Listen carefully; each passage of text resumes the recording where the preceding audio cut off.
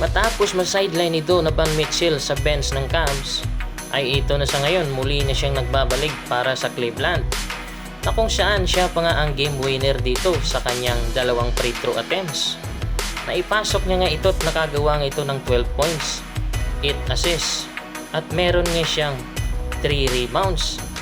Samantalang si Joel Embiid sa kasalukuyan ay out pa rin para sa Philadelphia, kung saan ay tudo kayod pa rin itong si Tyrese Maxey. At George Niang nakagawa rin ng 25 points, 0 nga lang siya sa kanyang assists, rebounds at outside shooting nga ang kanyang ginagawa.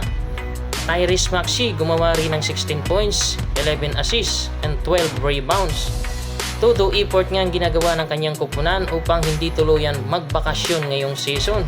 Darius Garland meron ding 24 points, 12 assists and 3 rebounds. Samantalang Jalen Green mainit-init ngayon sa NBA dahil meron nga itong 34 points, 6 assists, 9 rebounds. Ito na nga ang kanilang pang-11 panalo laban nga dito sa Utah Jazz. OT nga to mga idol. Siya lang naman ang nakagawa nito at siya ang nagdala ng kanyang kupunan upang sungkitin itong 11 panalo, at malapit na rin nilang maungusan itong team ng Golden State Warriors upang ma-secure ang play-in tournament.